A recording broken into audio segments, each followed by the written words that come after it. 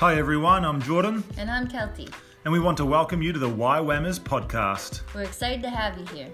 On this podcast, we interview youth with a mission who are everywhere reforming the spheres, aka YWAMERS, in the hope that our listeners will be inspired on how they too can be missionaries in their everyday life.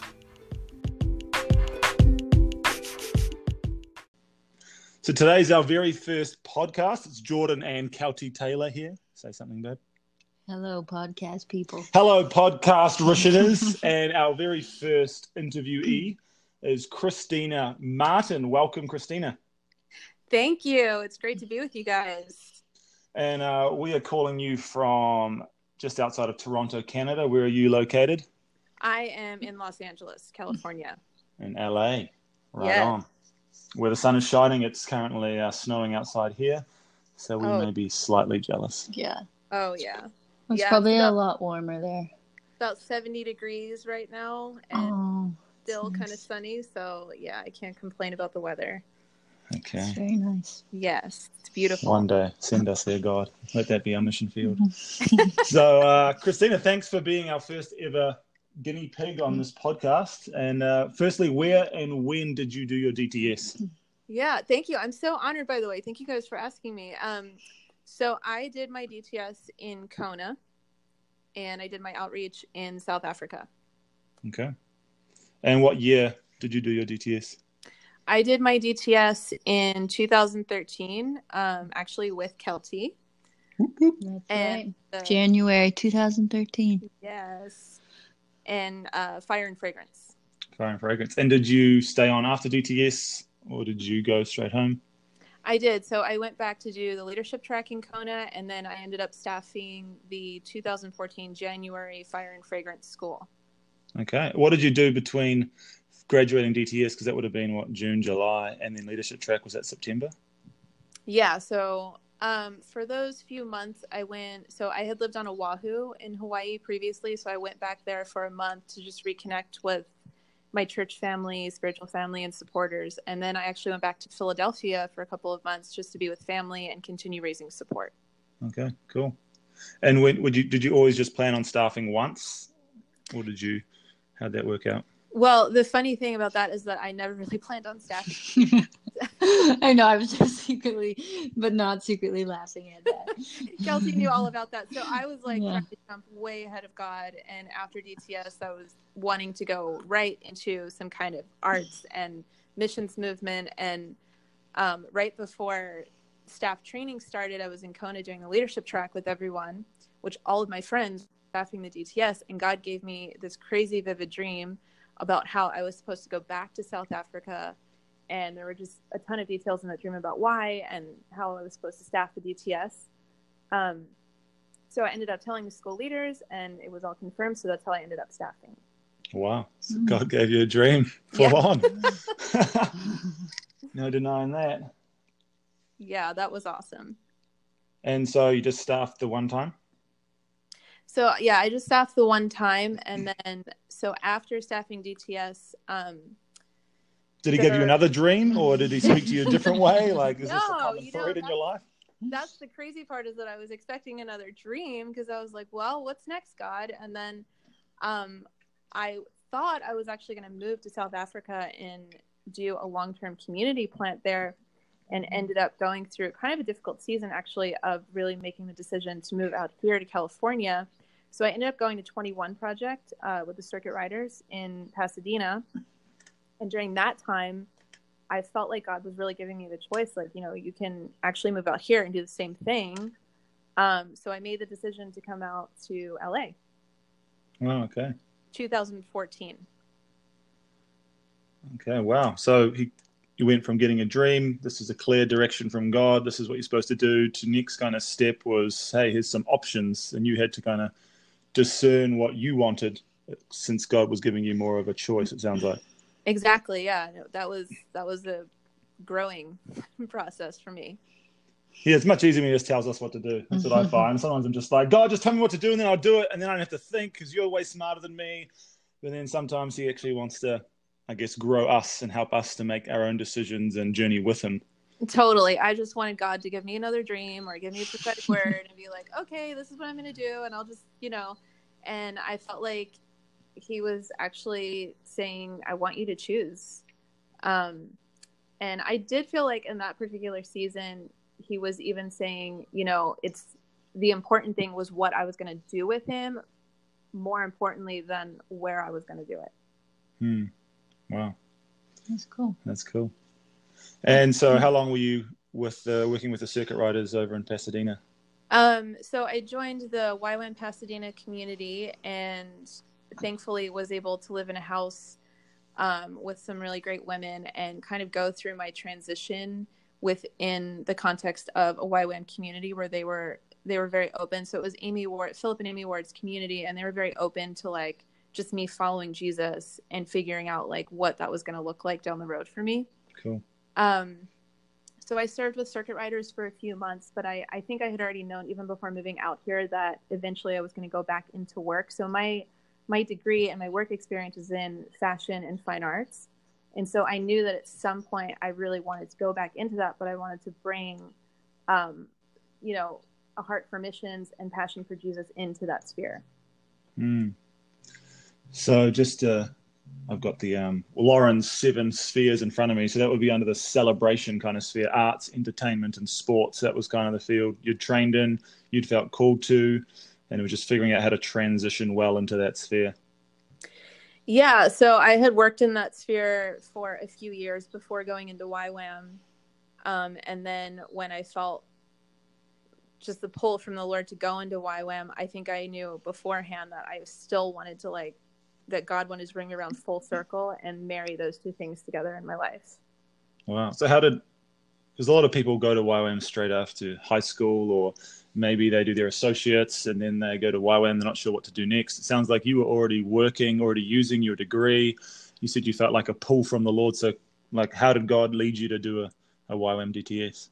Yeah, so I was sort of like the older crowd in YWAM. the mature crowd. We were like the senior citizens at, 29 years old doing our DTS. No, and that was actually an amazing experience in itself because I was put into a room with 9 other women, 1 bathroom, and we were all like around. Sanctification. Exactly.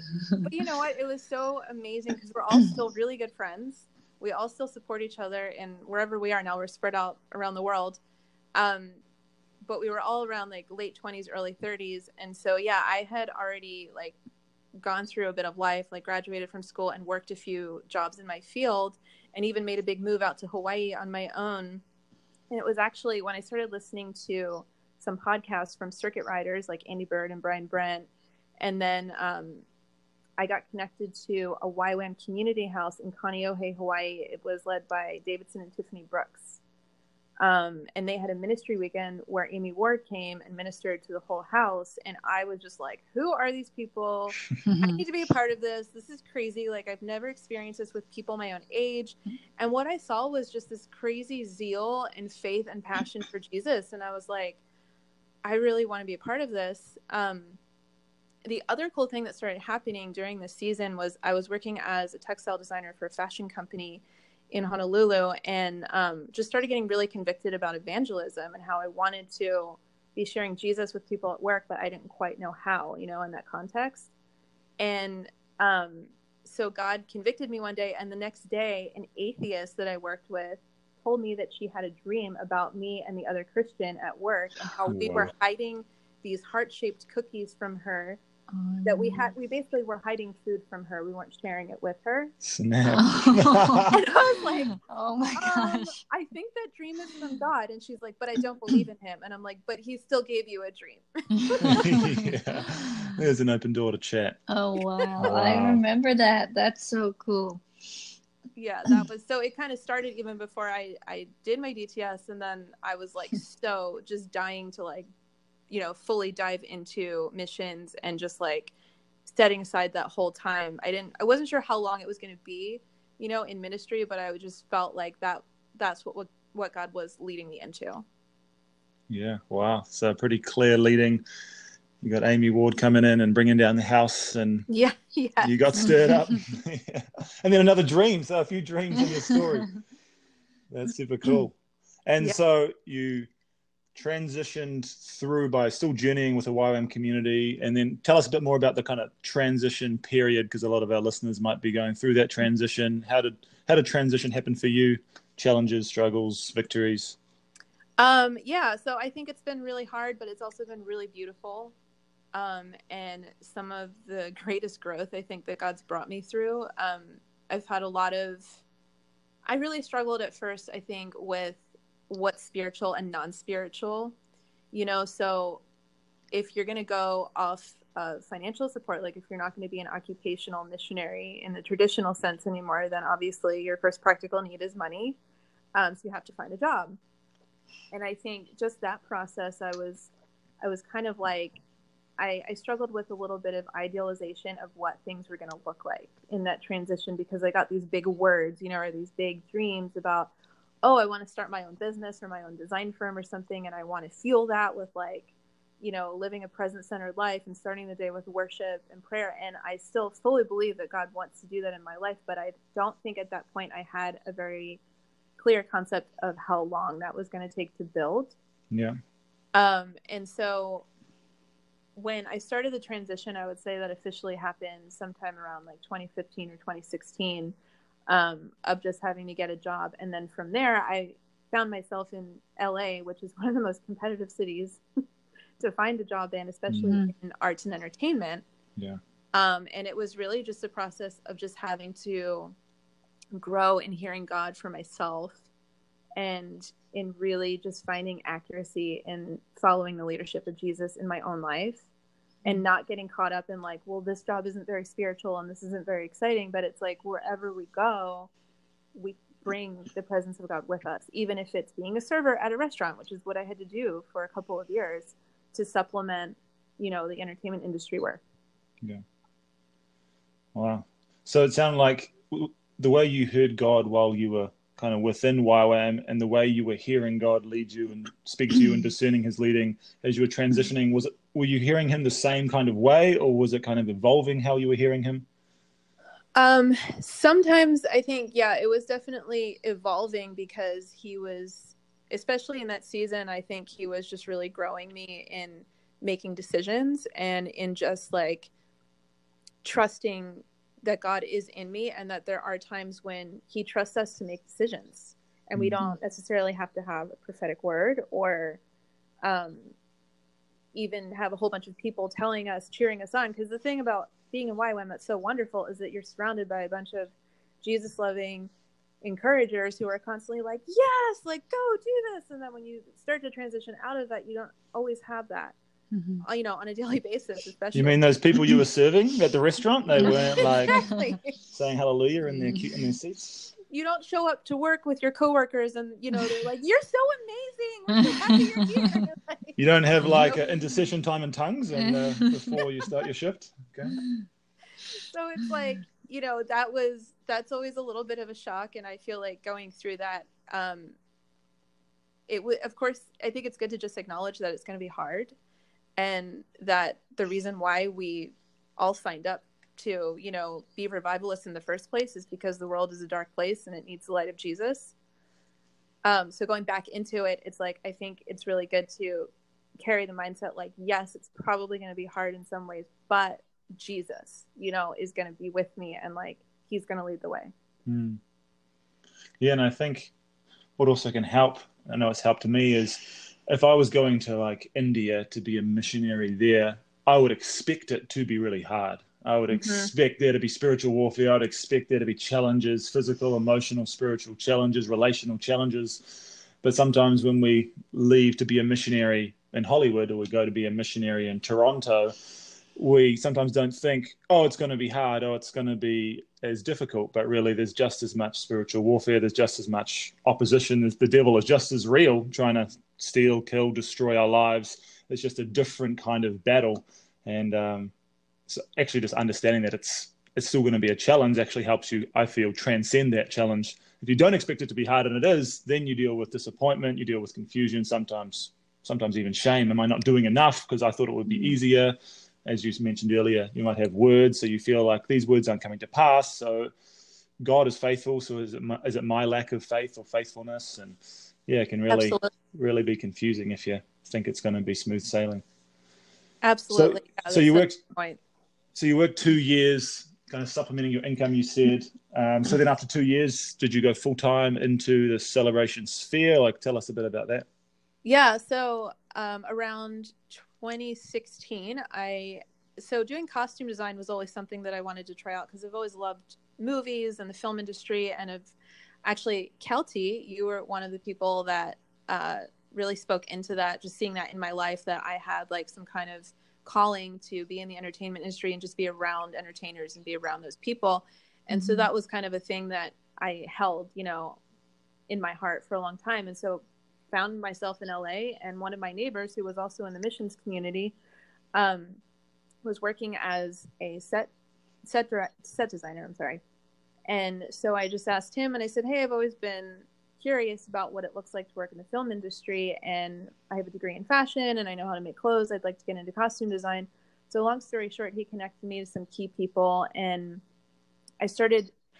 The way it works in film sometimes is that you have to work for free, especially in LA. There's kind of this thing where you have to just like earn your credits on a few projects. And so that's how I started out. And so coincidentally, one of my first projects was a music video for an artist that happens to be homosexual. But when I met with him and the other people involved, the music video itself was not at all like, terrible. Like the content in it was not offensive.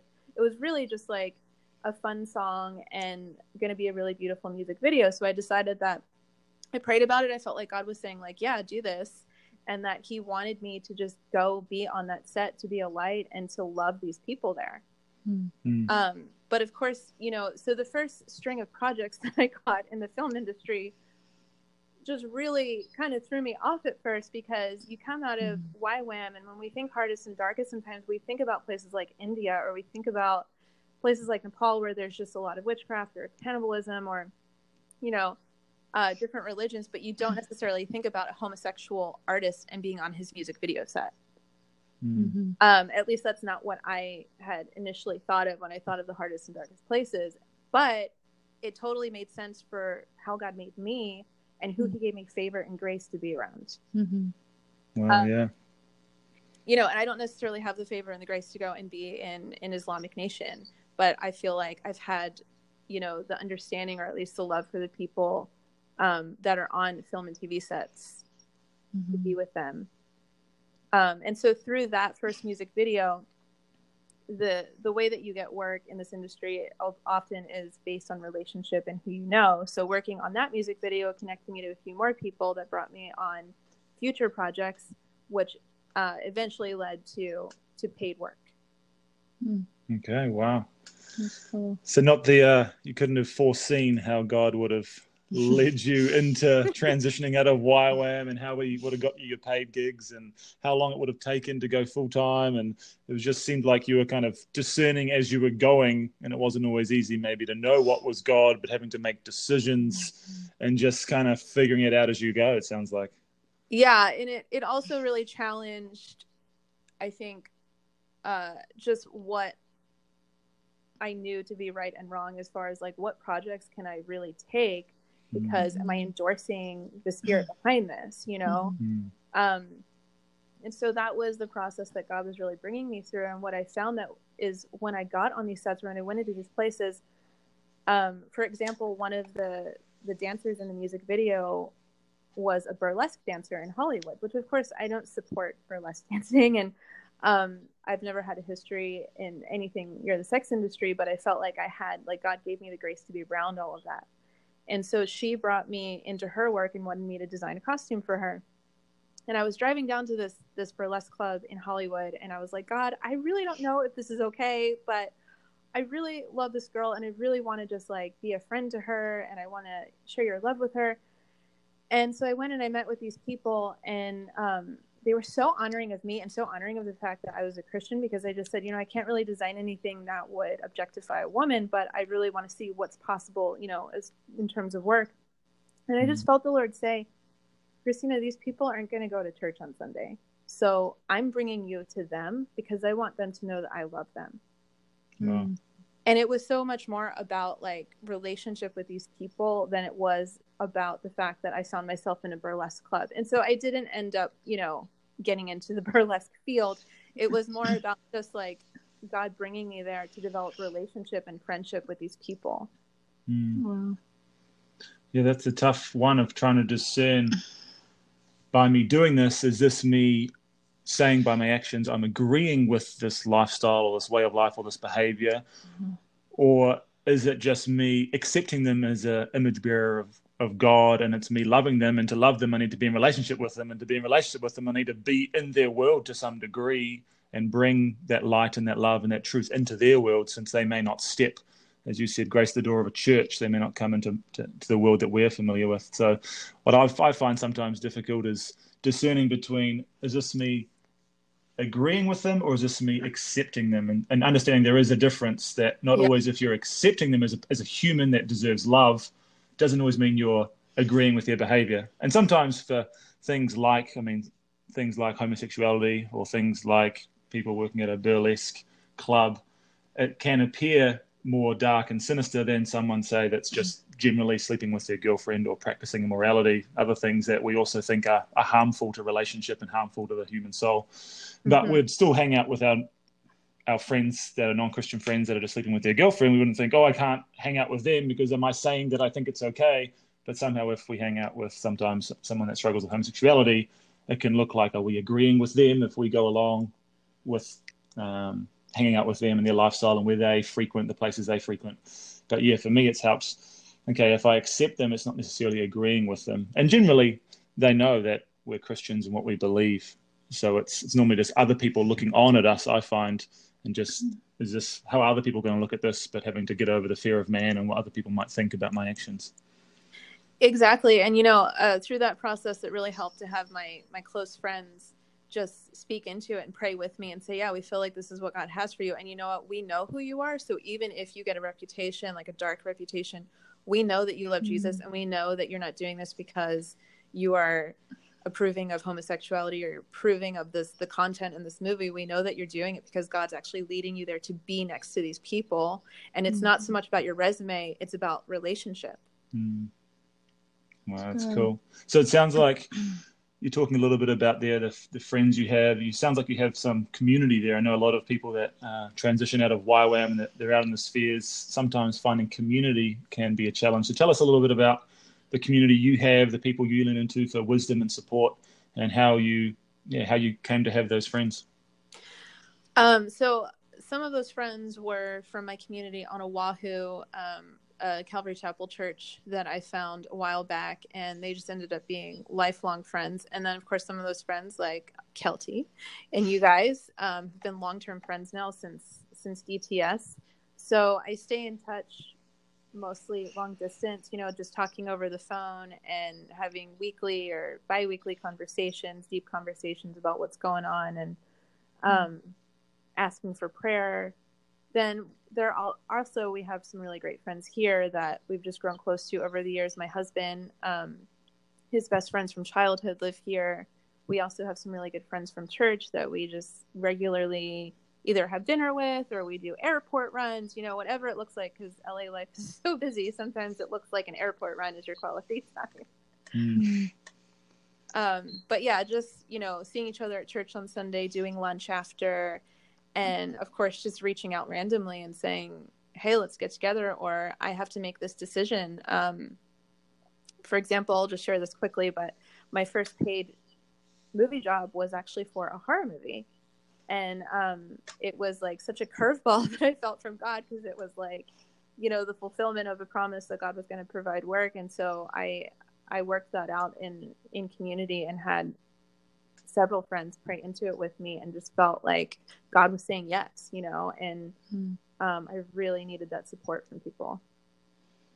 Yeah, I bet. Just to figure out what is God saying, and knowing that God doesn't always want to just speak to us individually, but he made us to do life together, and he's going to speak in community, and we have that that support behind us, knowing, okay, this really is God and this really is something that we agree together. So it's not all on your shoulders per se. You get to share that challenge with them. I didn't realize, Christina, just listening, because I knew some of the, like the horror film and everything, I knew about that, but some of the other ones I didn't even realize that, that you were involved with. And I just laugh. It's not funny, but it is kind of funny because knowing your personality, just like God puts you in these situations and you always just want to do the right thing. Like, I know that's so on your heart and you just want to do what he wants you to do. And so I just was kind of like in awe. I'm like, wow, I didn't realize she had so many just conflicting and challenging decisions to make along the way. Like, I just thought there was a few, but there was a lot more that I even knew of. But it's so amazing how you've learned how to like make those decisions. Cause I think those are like some of the hardest things to do is like, God, is this okay? And you have just done a phenomenal job at it. And I remember you're always reaching out to people and asking for advice and asking for wisdom. And this is the situation. What do you guys think? What do you feel like God's saying? And every time you make that decision too, because I remember the horror film, like the prayer meetings and stuff before on set and the people that you met. I mean, the stories you had were incredible. Thank you. Thank you. It was hard because I think I had an idea of, you hear sometimes other people's stories like, oh, I got out of YWAM and I found this amazing job, and it doesn't sound that dark. But when I started to transition, I did get these crazy prophetic words about how God made me kind of to go into these dark places and pull people into the kingdom. And I didn't know what that was going to look like in the natural. And to be honest, like, I did get discouraged because I was like, am I doing something wrong here? Like, I'm only attracting these weird jobs. But I'll do a Christian movie, but in reality, like, I didn't really want to do a Christian movie. I just want to go where Jesus is leading me. And what I found is that when I showed up on these jobs, I felt the presence of God so strong. Like, Jesus shines so brightly in the darkness. And it was so beautiful just to see, like, he loves these people, and that's who Jesus is. He goes into the tax collector's home. He hangs out with the prostitute. Like, he's still doing that now. And it really, it broke me out of a lot of like religious mindsets, just even myself going on to these jobs. Yeah, that's huge. How did you, because I mean, trying to process these things, obviously they're difficult to know. What is God saying? What is God doing? And how do you know even who to ask for wisdom? Because obviously some people might just, where they're at, might think, oh no, you can't ever work on a horror movie. Or how do you discern who to even go to for advice? Oh, that is a great question. That was also a struggle. But I will say God has always provided community, like solid Christian community wherever I go. So even in that, like, a really good friend of mine had already been working in the film industry, and he has a heart for missions and he loves Jesus a lot. So he introduced me. There's these prayer networks in Hollywood of believers who gather monthly or bi-weekly, and they just get together to pray and worship and encourage each other on everyone's journey. And so I actually met the leader of the Hollywood Prayer Network. Wow. And she prayed over me prophetically. And so when I told her, I said, I have a real dilemma here because I've been offered my first paid job. She's like, that's wonderful. And I was like, but it's a horror movie. And she's like, oh, and she just kind of threw her head back and laughed. And she's like, but you're a YWAMer. YWAMers will go anywhere. That's what I love about YWAMers. So she laid her hands on me. She blessed me. And she just said, if you choose to do it, then great. She's like, but she told me something, and she's like, if you decide not to do it out of fear, then don't do that. She was like, that's the thing. I would like you to walk into that place with courage and trusting God. Don't make the decision not to do it out of fear. And that was kind of like a confirmation for me, because I felt like the only thing influencing me to not be on that horror movie set was fear. Wow. That's huge. That's good advice. And it sounds like the most powerful advice you received was actually from someone already operating in that sphere, had some experience in that world, understood that world, wasn't just looking at that world from afar with no experiential knowledge. of God speaking in that area. So it sounded like God really led you to someone that actually had the wisdom that you needed. Exactly. And that, I think, on one hand, like, we have to be willing to just follow God, even if he's calling us to pioneer something where maybe there isn't someone to reach out to. Mm-hmm. And you just really have to trust that you're hearing God and just trust him through that. But also, I think, like, it's just the kindness of God to bring those people around, just to give you the encouragement and the peace, like, okay, God is calling you into this and you are covered through this. I love that she's like, you're a YWAMer. YWAMers go everywhere, from everywhere to everywhere. That's right. The YWAM name lives on. That's fantastic. So what does the future hold? Any plans, dreams, goals, any words you're holding on to about the future? What does the future look like? Yeah, so right now I'm actually working as a graphic artist for a fashion company, and I got married a year ago. Praise God. Nice. So, my wonderful husband came into my life through this whole process of coming to LA, so that was probably the best reason for why God brought me to LA. And so we're actually just building our life together, and we've both just felt like God's given us a dream to start our own business. Cool. And that's been confirmed through several prophetic words from strangers and from friends that are confirming, like, yeah, we really feel like there's this thing on your life and your future to start a business.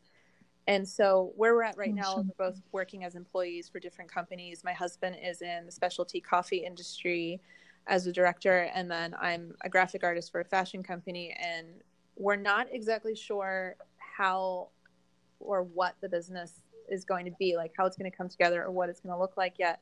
But we do know that our heart behind it is actually to bring integrity and justice to help people do business wherever we are. If we end up staying in LA, or if we stay in America, or if we move to another country, we just want to change, like, just the work culture and how people just hold themselves in integrity. And so we're praying into practically what the business is going to look like. But I feel like in this season, God's just really putting in our hearts how we want to see a work culture, what we want to see the day-to-day look like, and how employees might feel working for us, and how we can treat people, how we can bring the light of Jesus into the world of business.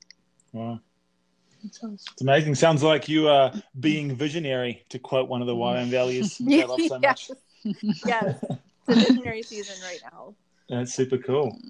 So moving into the economy sphere, science, technology, business, feeling like God is calling you to be leaders and set up a culture where other people can enter into and really encounter the kingdom that way.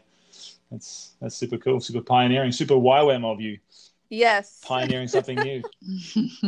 Yes, we're really excited for it. I think it's just a time of letting God build all of that in us, and it's not quite time to start it yet practically, but we're excited to do that, hopefully within the next few years. Awesome. It reminds me of something. I remember Lauren saying it one time. He said sometimes it's easier to hear God, but sometimes it's hard to discern the timing of what you've heard. It sounds like you've heard God about what to do, but now it's just walking, carrying that word, discerning the timing, which is the challenging part, which is the really relational part, because you have to walk that out over time in relationship with God and others, and that's what he desires anyway. So sounds like you're taking great steps forward. Yeah, thank you. Yeah, it's exciting, especially now to have my husband by my side doing it with him. Yeah. And it was really cool how God involved him in that process. It was actually very early on in our dating relationship that I got this offer to do a horror movie. So my husband, John, was a part of encouraging me on that and praying for me through that, and just being a support to me while I was on the set. And so it's really beautiful how God kind of wove him into that story. He knows what we need at the right time. That's super cool. So as we wrap up, 2 pieces of advice for other YWAMers that are in the spheres, or maybe just leaving YWAM, they're just new to the spheres. What are kind of 2 pieces of advice you'd want to give them? Well, I feel like it should go without saying, but I just have to say, stay as close to Jesus as you possibly can, and do whatever you have to do to fight for that growth and that intimacy with him, and pray and pray and pray a lot. So I feel like from, coming out of YWAM, it's like, just take that culture of worship and prayer and intimacy into your life wherever you go, whether it's praying and worshiping in your car on your way to work, praying through the hallways of the building where you work, and then just bringing the presence of God into every part of life, whether it's family, whether it's coworkers. I feel like the second part is know your mission field. So like we were saying earlier, a lot of times when you're in the traditional sense of missions, you focus on other countries and we intercede for those countries. So when you're back, say you're in your own country, like America, and you're going into a regular workplace, like an office, know your mission field and know, okay, evangelism may not look like street evangelism where I just start preaching the gospel, to these people the minute I meet them. It may look like over the course of a year, I'm going to build trust with them, and I'm going to learn who they are and learn how to love them. And then later on down the road, it could be months, it could be a year, they're going to find out this is all really Jesus loving me through this person. And that's kind of the journey that I'm on right now, that I'm just finding like, we may not be able to say like, I feel like God says this is who you are, but you can just say, wow, you're such an excellent communicator and you're such a good leader, and like speak life into people. And you're still sharing the love of God. You may not be able to say in that moment, like, Jesus loves you, but you will over time be able to get that across to them. So I think that's the thing I've had to learn, just understanding my mission field and praying for my mission field. Cool. That's good advice. I think that'll help a lot of people that are listening. Because that's hard to do. Yeah. It's being patient. And it's being patient too, right? And trusting that, like again, knowing you just want to do the right thing. You want to give them glory, but it's discerning like that, the actual right time, it's really, hard to do. It is hard to do. And it's definitely felt constricting for me in some ways, but I feel like, again, I just always want to say yes to Jesus and just do anything with Jesus because he always knows better than we do. So, I love what he does through every season. That's awesome. That's awesome. Well, what a great way to finish. So thank you, Christina, for being our debut as we pioneer this podcast. You are our first guinea pig. You did an amazing job. It was so cool to rehear your story. It's awesome. Thank you. It's such an honor. You two are amazing, and I just am so glad and so excited that you're doing this, and so honored to be your very first guest. Come on. And now you're obligated to listen to every single podcast from now on. So that's fantastic. Oh, I would anyway. I'm so excited to hear the rest of the conversations, and just even having a space to hear how people are doing, that are transitioning out of YWAM, and hear all these stories that normally we might not get a chance to hear. I'm so excited. I'm looking forward to that. Cool. Well, Christina, enjoy the sunshine as we go make some snow angels. Thanks. I love you guys. God bless you guys. Awesome. Love you, Christina. Thank you. See you, Christina. Okay. Bye. Bye. Well, that's all for now. We hope you were encouraged by today's interview. If you aren't already doing so, follow us at YWAM Spheres on Instagram, join our Facebook group, and check out our website to find more resources to help you thrive in the spheres. Thanks for joining us. We'll see you next time.